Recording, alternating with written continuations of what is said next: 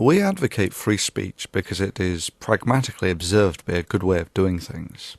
Good ideas tend to resonate more than bad ones, and hence our civilization benefits from everyone being able to speak freely.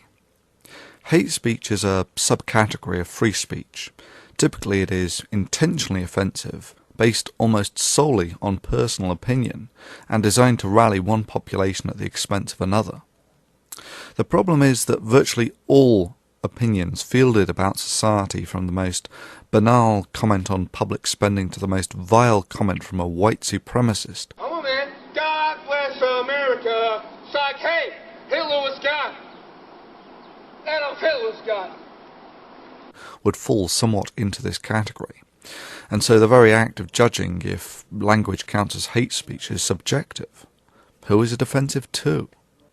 You cannot judge it by its unoffensive nature to a majority, else a racial slur against a minority would not really be an issue. You cannot judge it simply because it's exceptionally offensive to a minority, else even the most meek criticism of Islam or Scientology would be banned. I mean, I think it's typical of Islamic schools and the political Islamic movement to label any criticism a sort of prejudice and thereby racism, thereby trying to make people silent on criticizing it. The whole concept breaks down as being fundamentally unworkable. You simply have to grow thicker skin, and when you hear a shallow and baseless argument fielded to sow hate, put forward the suitable counter-argument. This is how free speech works. In this sense, you have to accept that free speech extends as far as the most transparent of hate-mongers such as Fred Phelps and white Christian Nazis. God hates Australlia, land of the sodomite damned. The fag-infested land of Australia is burning. The fire of God's wrath is sending hundreds of those filthy Australian beasts straight to hell. We at Westboro Baptist Church are rejoicing, and we are praying for the dear Lord to burn many more Australians alive.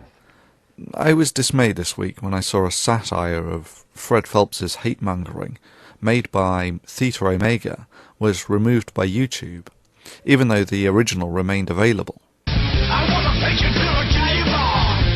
I want to take you to a... God hates Westboro Baptist Church of the sodomite dam.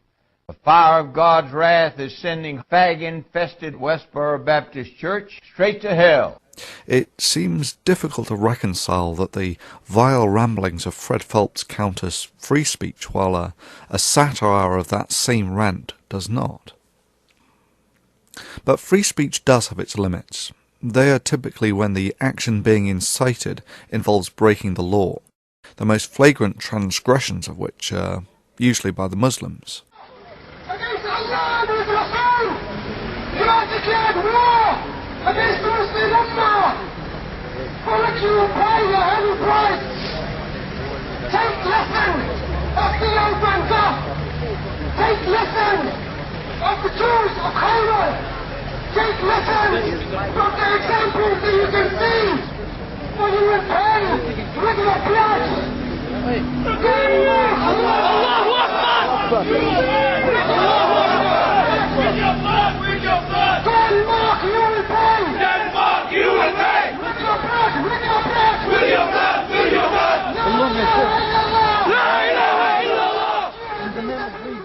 If you are using your free speech to incite the killing of others, then your actions are criminal in a modern Western civilization.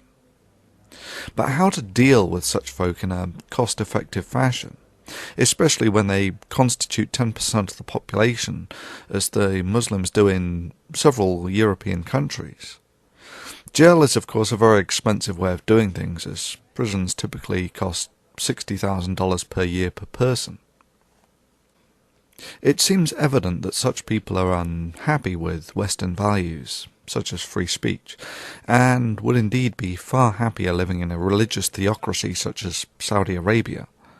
Before we keep coming down this apostrophe. Give us a quick answer on what is the penalty for apostrophe, and then we'll come on the other one. You very well know, if it's an Islamic country, then the Sharia is very clear.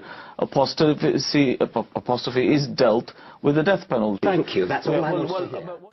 It would seem pragmatic and cost-effective to offer to fly these people to a religious theocracy of their choice, first class of course, and pay for their nationalisation there.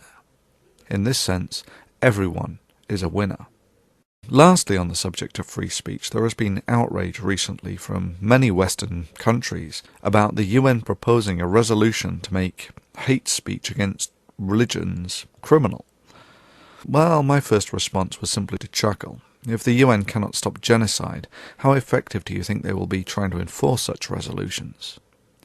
But while the legislation is unenforceable, for the reasons I stated earlier, this really isn't the point.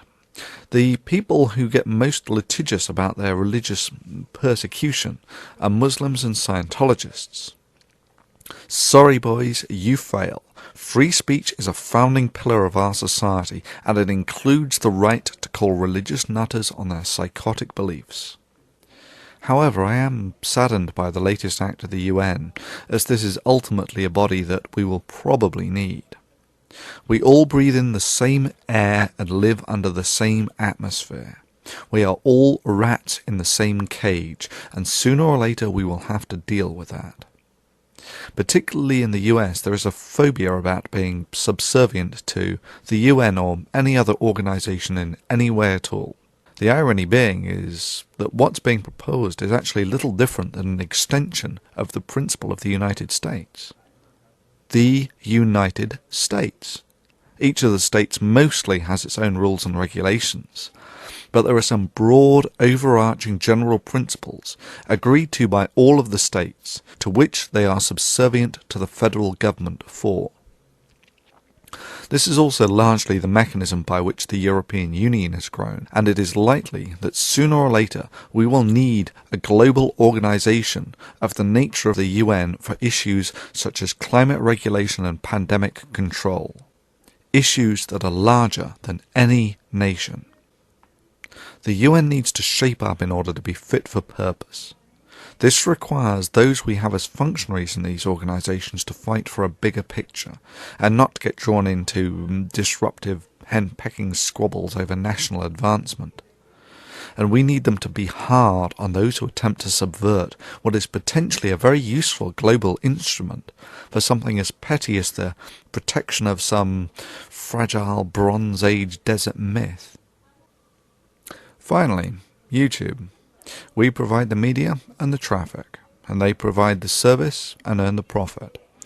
However, for those of us who have been here a while, it feels progressively like playing a slow game of Russian roulette with a semi-automatic filled with the ambiguous bullets of the terms of service, while walking through a gunnery range of big corporations such as Viacom and Warner Music Group, sending over giant and somewhat random copyright shells with the tacit, if not full, consent of YouTube. The longer you play the game, the less YouTube's offer of an extensive and free service has appeal, simply due to the inevitability of the insta-ban/insta-death option. You know sooner or later something's going to get you, unless of course you're just putting out some puerile catty gossip about some pop star's new haircut, or you're just some pointless banal teenager giggling for the camera. This week I saw another user with the in-your-face, if somewhat amusing name of Coctopus get suspended. I don't remember too much about him other than he supported me in my hour of need. Apparently no warning was given. I have seen many accounts succumb to flagging campaigns of one sort or another, or some minor transgression offending the sensitive sensibilities of a moderator. Few ever return from their suspended status.